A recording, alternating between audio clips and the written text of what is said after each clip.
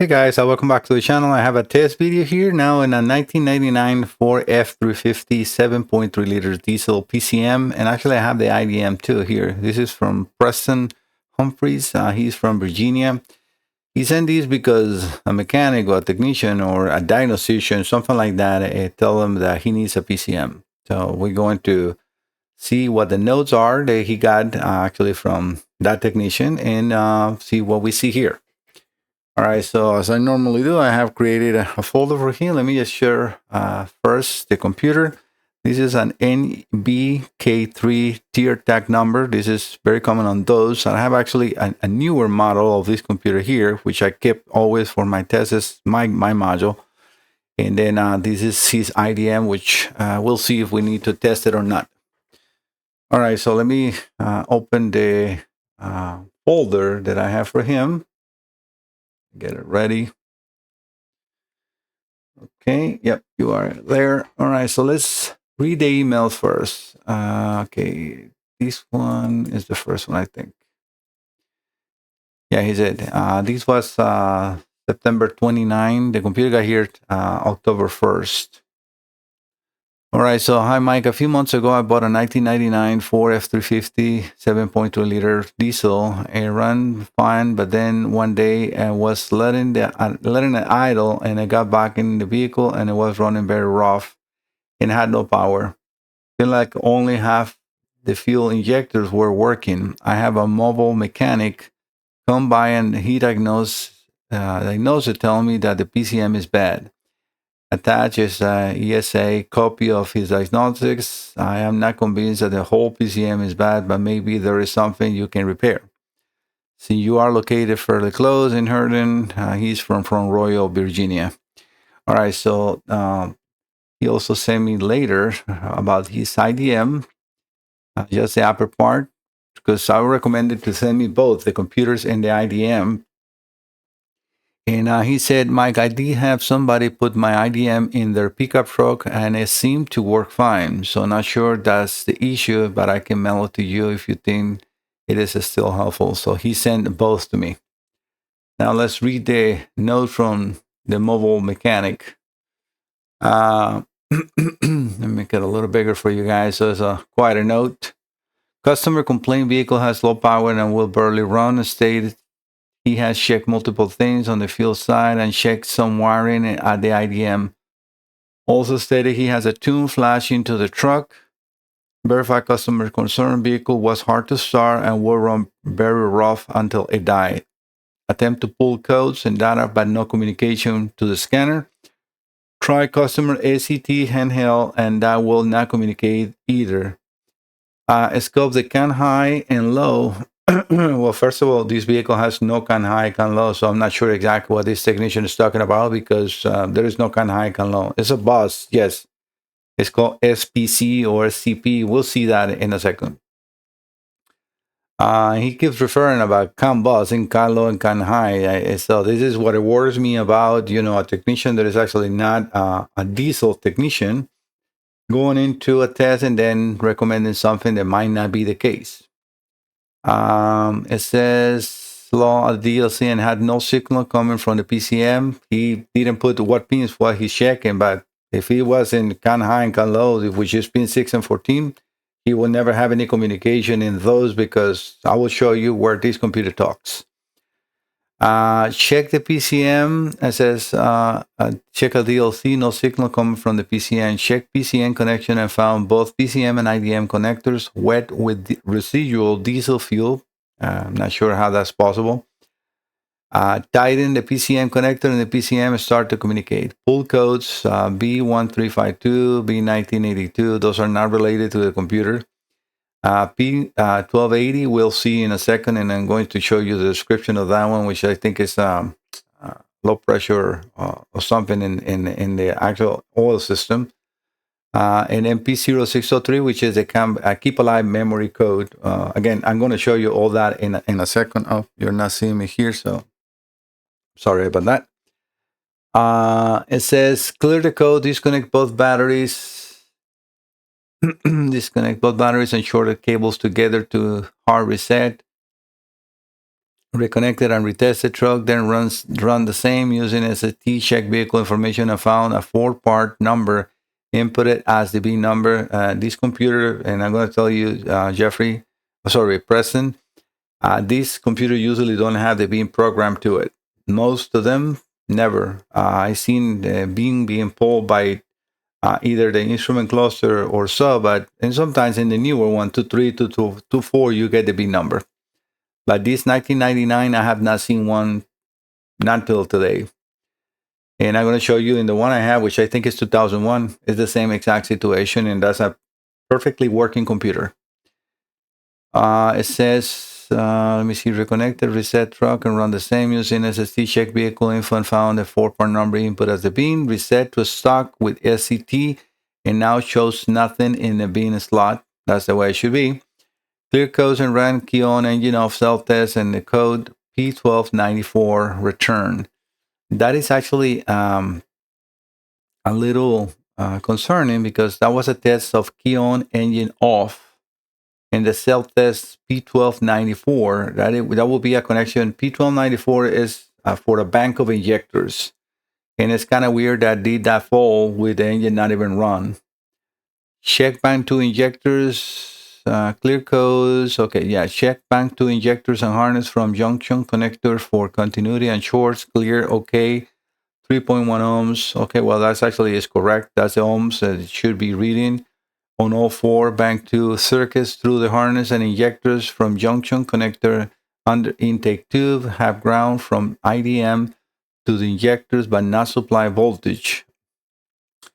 Wow. Okay, so that I might gonna have to check your IDM as well too, because but the thing in here is it's a little I don't know, a little hard to believe based on what is happening and all the results that he's giving you.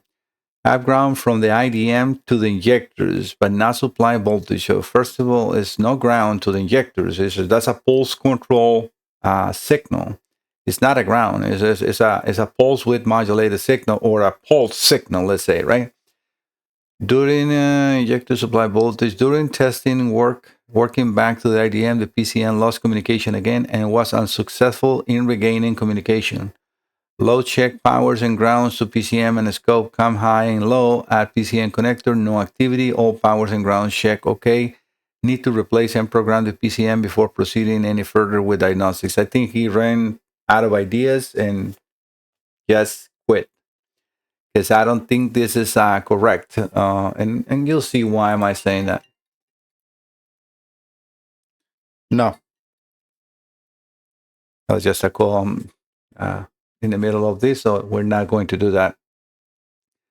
Just to show you, this is the computer from him in his IDM. This is the part number that I was telling you right here. That's sort of the tier tag MBK3 and B as in Victor, right?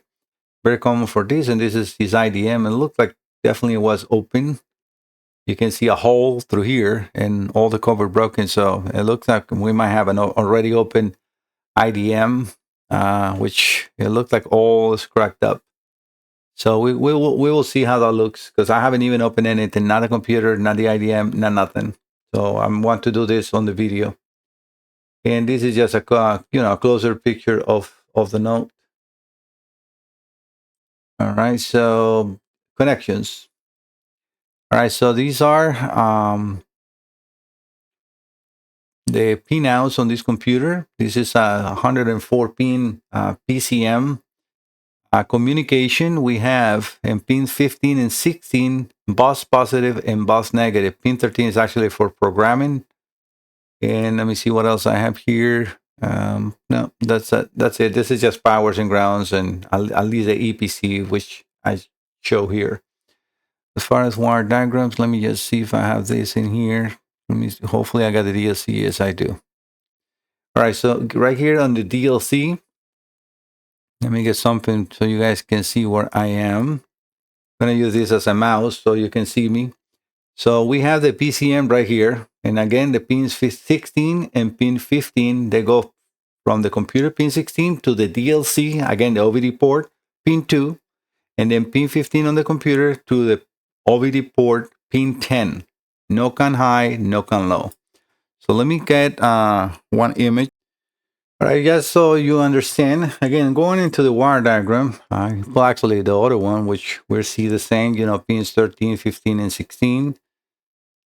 But the important thing that we need to know, because it's the DLC port, is pin 10 and pin 2. All right, going into that image that I just pull up, so you can see, pin 2 is J1850 bus positive, and pin 10 is J1850 bus negative. So those are that's the protocol, is J1850. So you can see four names that protocol SCP. And this is for you guys to read. So SCP stands for Standard Corporate Protocol. And that is in pin 2 and pin 10. And that image you see there is from one of those signals. And I have it on my own, but I don't think it's really necessary. Again, pin 13 on the DLC is called FEPS. It's for programming protocol. And that is a standard protocol for them for programming. And I think it's still used into probably 2009. But yeah, when CAN came on, that was no longer used. But in this module, which is, 1999, we have the SCP protocol, not a CAN bus. It's not a CAN bus protocol. So this is where, I need to explain that and take the time to explain it, because I don't want to have any misunderstandings. And it's very important so you guys can see what is need to be tested. All right, so let me move you here, and I'm going to put the SUS, which I have connected, and then the meter. And the reason I have the meter is because I want you to see that we have a healthy fiber reference. I am connected right now with a multimeter to the sensor ground and the fiber reference. So the computer that I have here connected, as you can see, it says Preston, Virginia. So this is Preston. It's a little blurry because it's kind of focusing into here. I'm going to try to get it out of the way, but okay, that looks a little better. All right, so I'm going to show you that we can read fault codes. So I'm going to do memory codes first. And we're there. We got the P1280, which is one of the list codes that he has, which is injector control pressure circuit out of range. So this is very important because this system uses oil as a pressure to pressurize and push the injectors down. It uses oil to pressurize the system, and then that will make the injector open, because with no oil pressure, your injectors will not work. So they gotta go along. So this system uses a oil reservoir, a separate oil filter for that system. And it's also the engine oil, right? So if your engine oil is low, it's definitely a problem, but you need to check that reservoir, very important. So that P1280 is because we don't have it connected. So that we can disregard that, but we have communication. And I'm going to show you that we do have communication with his computer. I'm going to go over to data display.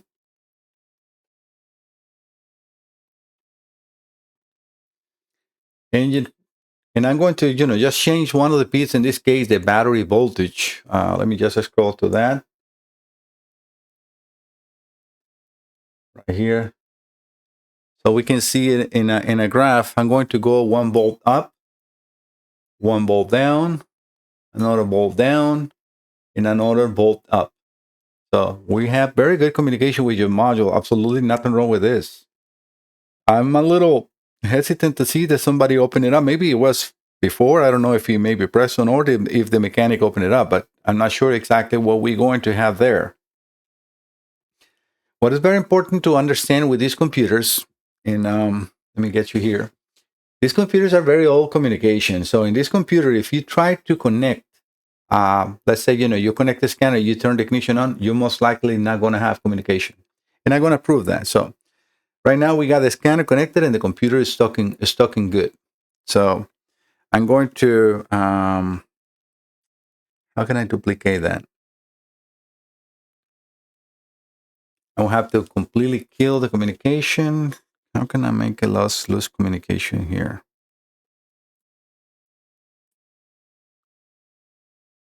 Try to make it react, because I'm thinking on a way to make a loose communication. Yeah, no, we're still there. Let me think about it. Maybe I kill computer completely. You got the fiber reference. And I want you to see, because when I kill the power for the computer, you see the fiber reference losing the communication. So I'm just killing completely the battery power. First, on this light that I have here on these switches, this is constant battery power and the other one is ignition. So let's see if I lost communication. No, it's still there. Hmm. So I think that what I'm going to have to do is get out of here completely. Because if I unplug now the scanner, you see right now, I remove the scanner and I got out of the vehicle. Let's say, the ignition is on. Let me just think about it.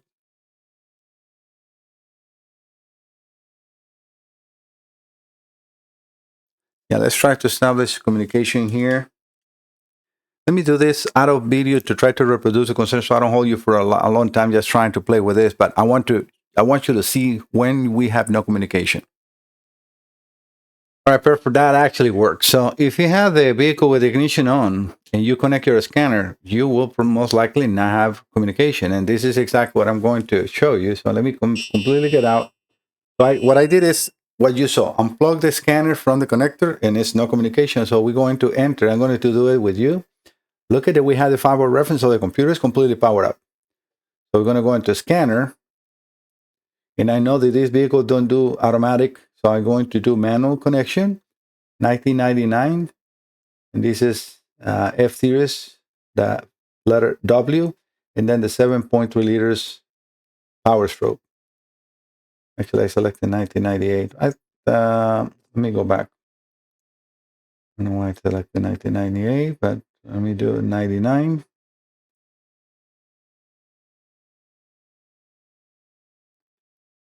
Okay, now we're in the correct car, so we entered that. Automatic with air conditioning, and let's do data display as we did before, right? No communication. How come? This computer was just talking, right? And all I did is disconnect the scanner. So is there something wrong with the computer? Absolutely no. This is where you need to know what you're dealing with. All you need to do is just relax, exit here. You don't need to completely exit out. Cycle the ignition.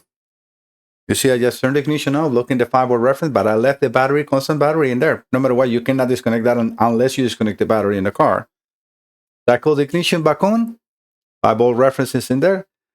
Data display. Enter. Engine. And boom, we have communication. And I'm going to prove that we do have communication. We're going to go into the same power pit. And I'm going to change the voltage like I did. 1 volt up, 1 volt down, another volt down, and another volt up. So it's absolutely nothing wrong with your computer, Preston. This is lack of knowledge. And let's say, because I don't want to be too hard on the tech that was working in here. This is a 1999 vehicle. So yes, these new mobile techs are very smart on new cars, and they're used to, work with COM buses and a lot of pits and a lot of information. When it comes on these cars, you need to have an oscilloscope and you need to know how to work in these cars. So what I would recommend to do, it depends on my findings, because I might not find anything in here. And this is going to be probably just a test for you, Preston, and hopefully some educational for all of you that are watching the videos, right? But in these vehicles, you can do injector kill tests. So if I'm here, let me go over to functional tests. You see right here with the snap-on, I have the first one says cylinder contribution, glow plug test, injector bus test. I cannot do this because I don't have the IDM connected and no injectors connected. But if I do this and I connect the whole IDM, I can do the injector bus test and I will see the activation of each of those injectors. And I can tell you if your IDM is good or not. And that's how I do it. And that has, it's a charge. Why? Because as you will see here, we have already 20 minutes. And this is not just like what you see on the video is just a short amount of time of what I have invested on trying to gather all the information, connect the computer, see what heat has or not. And I mean, this is already almost for me 1 hour and a half. And now if I have to do the IDM, probably going to be another hour and a half. So it's 3 hours that I'm burning to do a test that in the car. This should be super simple to do. Like I said, if you're in a car and you suspect, especially if you have a P1294 as he described in there, and let me go back before we do this, no matter what, we cannot do it. But what I was going to show you is do this injector bus test. Yes, you have to have the powertrain in RPM control and all the accessories, so we cannot reproduce this right now yet. But the other thing that I want to show you in Snap-on, you got the troubleshooter, which is very helpful for new technicians.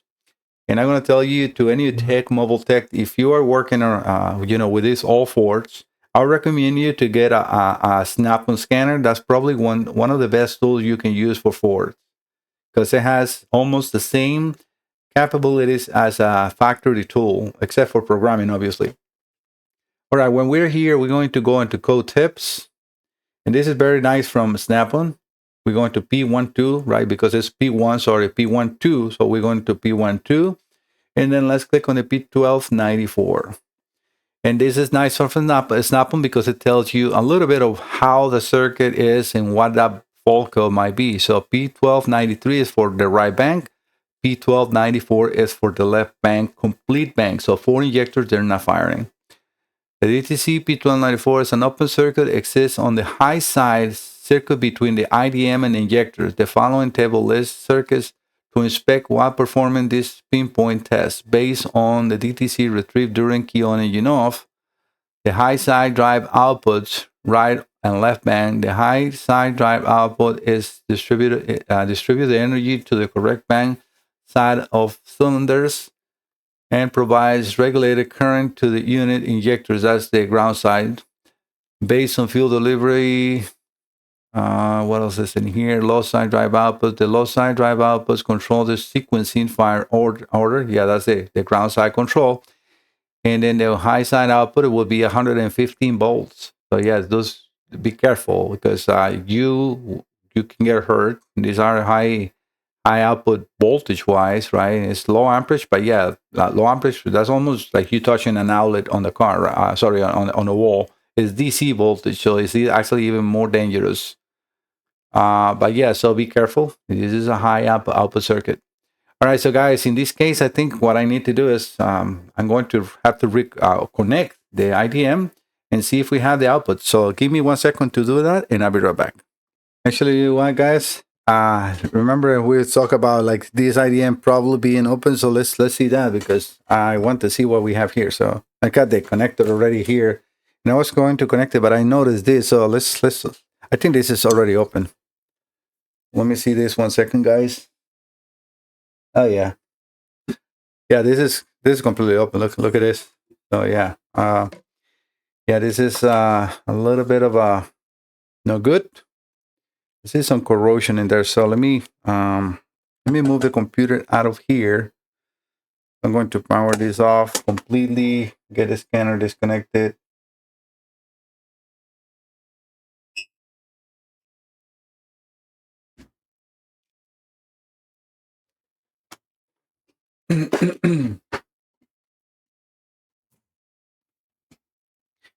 And let's see what we have here, because yep, this is definitely no longer a normal repair.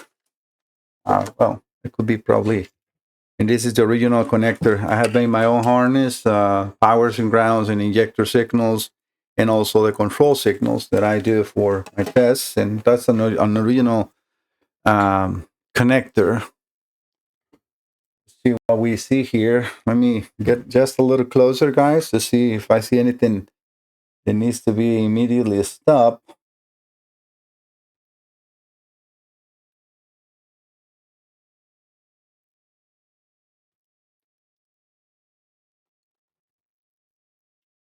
I don't see no heavy corrosion or anything. Take a look with it. It's my glasses, because I saw a little bit of a white dust in here.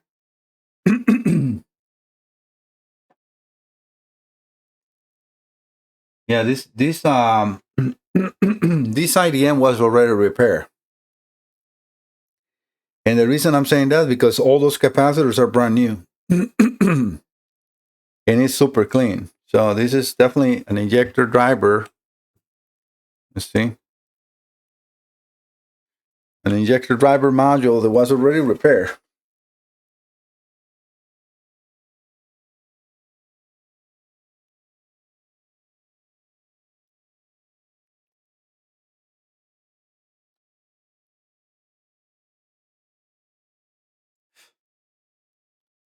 Yeah, all these dust that I see here is from whoever was working in here is probably the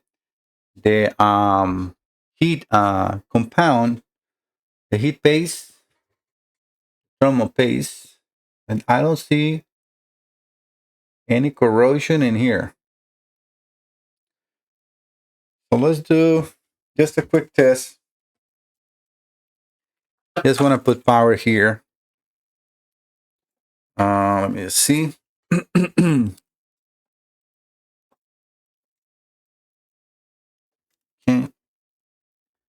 Uh,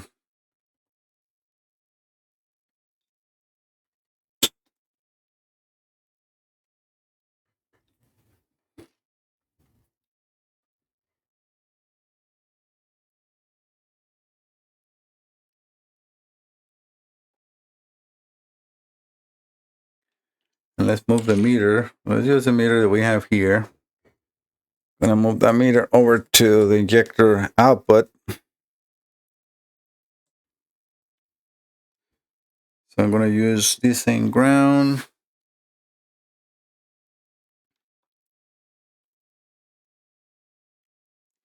That's my ground, and we're gonna check the outputs, which I have. These are the voltage feeds for both of the injectors. So let me power that up.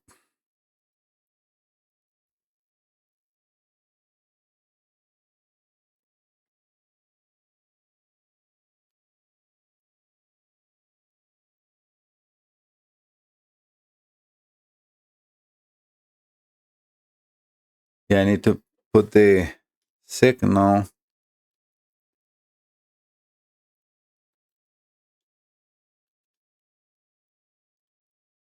Yeah, I need to run this. So give me 1 second, guys, to prepare this. All right, guys, I have prepared the connections, and I was going to actually put them in here, but well, I want to show you here that everything is connected to his. As we saw, the IDM was open, so this is definitely not a good sign, because I'm not understanding why this was open if he was doing a test on a car. So maybe because I don't have all the information about why is this open. But let me move you over actually here. So I'm going to get you over to the screen capture. So yeah, we have everything that I need. So I am connected to the computer. So let's go back to the data display so we can make sure that we have connection, and we are. So we can go over to the data pits, and that is good. All right, so we have good communication with the computer. So on this one, I'm going to go over to the functional tests, injector bus test, and that should actuate the injectors, which I'm also have a signal that I can see being happening. When you do the bus test, all the injectors will work first, and then it will trigger one at a time. At least in this control environment, it usually just fires all. But let's see what we see. But so the oscilloscope on the right side, I have the blue channel connected to the injector activation, the ground side control. So we will see at 12 volts down to ground. And I only have the measurement right now to the maximum. I cannot actually a minimum into the blue channel, so we can get to see those. I'm going to those a little smaller. Yeah, no, those are too small, right? Let me get this. Yeah, I think that should work. So now you can see the min and max into the blue channel, which are separated. So let me put now a maximum onto the B channel. So it will be the last.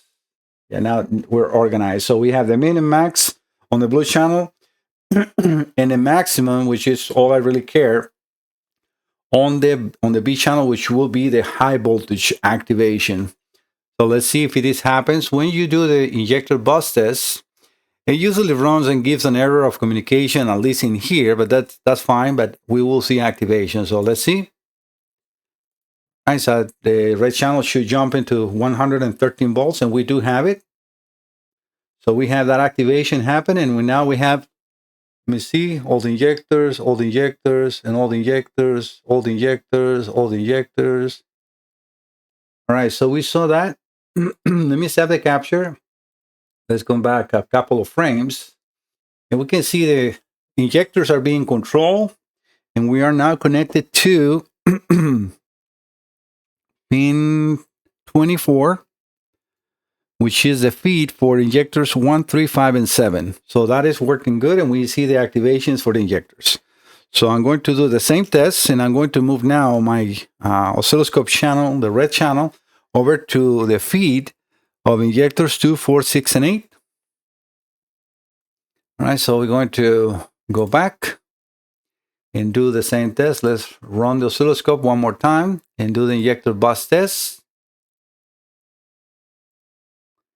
And let's see if we get activations. Okay, we do have activation, but we are reproducing the concern actually in here.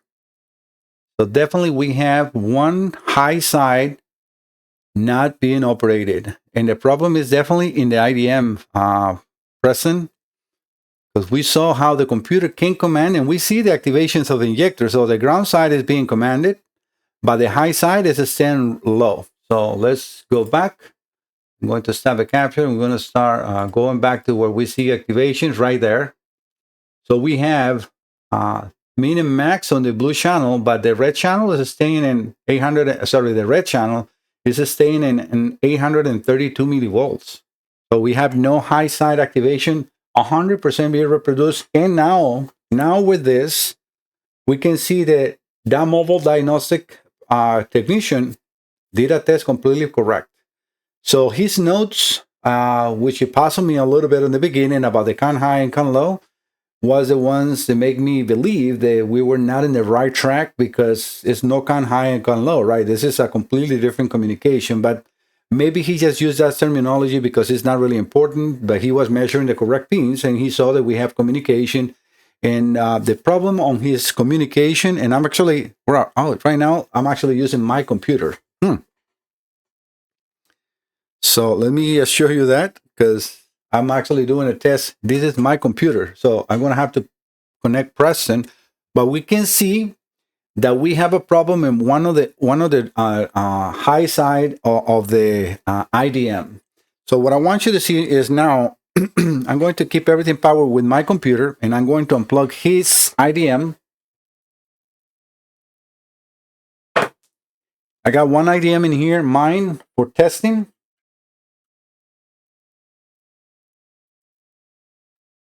Okay, we're going to keep everything as it is now.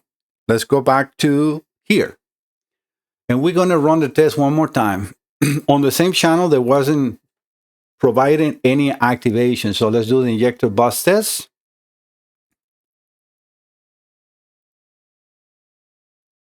And we can see the 115 volts in the activation. So this channel on this IDM is working perfectly.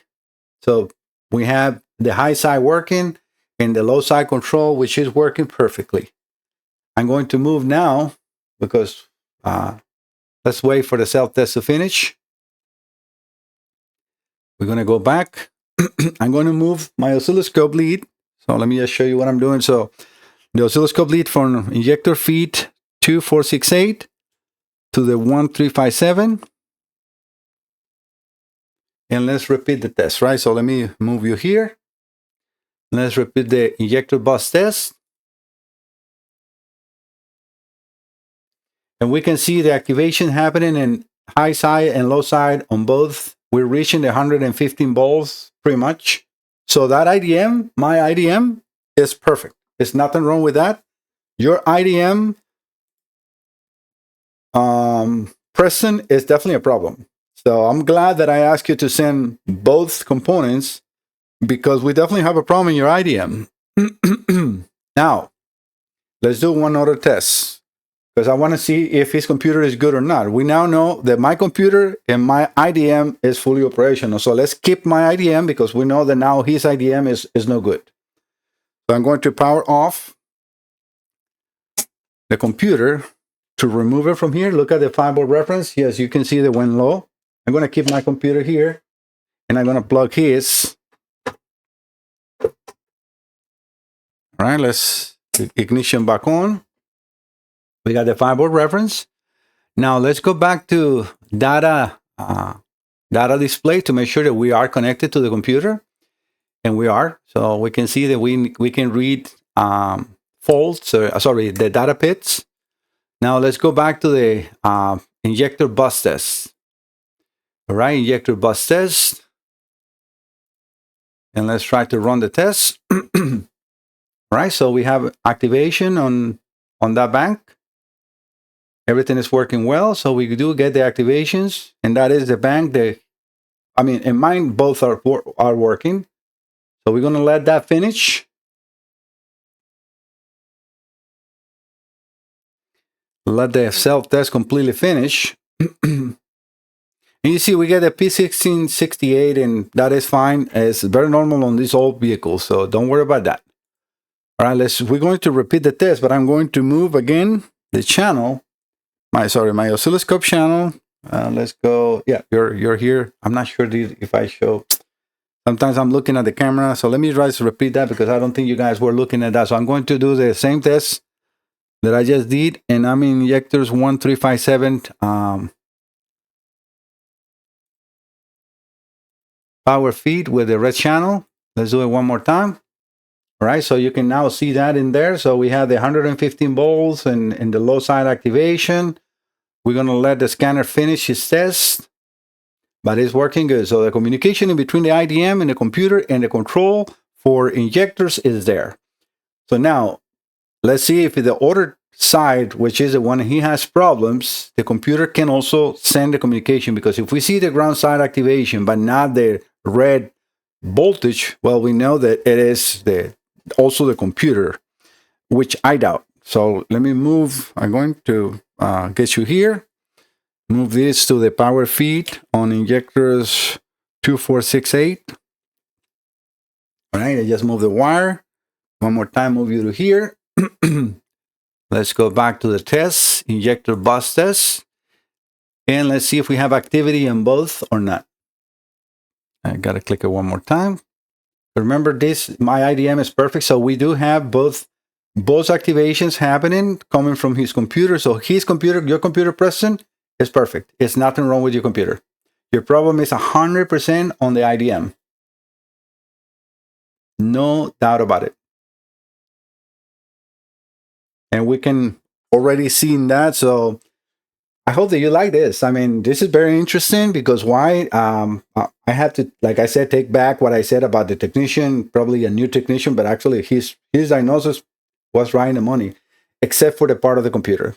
And that's where maybe the lack of knowledge on these old vehicles maybe burn them out a little bit, because again, if you don't get communication, just cycle technician and you will get communication back with the computer. And I have proved this on the video multiple times. So we know that that is not the issue, but Preston, your IDM needs to be repaired. So guys, I'm going to stop the video here and make this part 1, because let's see how long of a video we're already having here. Yeah, this is 40 minutes long. And it's a lot of good information. These tests you can do in the vehicle too. Use your oscilloscope and connect and everything. You have to be careful what you're doing. I'm using a ground for the battery ground for my channels in the oscilloscope and also on the multimeter. And the reason we were seeing low voltage on the multimeter is because it's a pulse signal. So the refresh rate on the bench test multimeter is not the greatest, because it's more accuracy than refresh rate. But the oscilloscope can pick anything, right? So we can see, because if we go and measure that signal pulse width wise and bring it down, and probably that's what it was reading in there. But I didn't have, the entire bus test running or anything, because when this is not running, and let me put the picoscope. I might have to redo it because I was doing a test in here and I removed a whole bunch of stuff in here, but no, picoscope is still here. Let me just reselect it. Yeah, you see, with the computer connected, but and everything connected, right? Even the IDM, but no bus test. Look at the voltage onto the high side, 1.9 volts, and that all depends on where it ends. Sometimes it's 5 volts, sometimes it's 1.9, depends on where it ends. But we have that low voltage, so until you do the bus test, that will command that to go to the high side, and we can definitely see his IDM having the problem. So guys, if you have a problem on any Ford computer, especially, you know, the linings and F-150s and the 7.3 liters, I'm an expert. I have all the parts required to replace this. If I deem something not repairable, it's because at the end of the day, it cannot be repaired by nobody. And when I say nobody, I do it with with all my confidence, because I have spent hours and hours and hours on reverse engineering and getting all the parts necessary for here. But sometimes the board is damaging between the layers that is so impossible to repair that I just have to deem it not repairable. That's the only, and that is like a 0.1%. For the rest, I got everything. So if you're here, guys, thank you so much for visiting the channel. Don't forget to subscribe. If you need any computer for repairs, I'm going to put my website on the title of this video so you can copy and paste it, and then download the form and contact me. You got my telephone and email, everything on my website. So follow that link or copy that link and paste it into your web browser, and I will be able to help you. I'll see you next time, and I hope that Preston will approve the repairs, and then we will have the part 2 working on the on a repair IDM. I'll see you in the next one. Bye bye.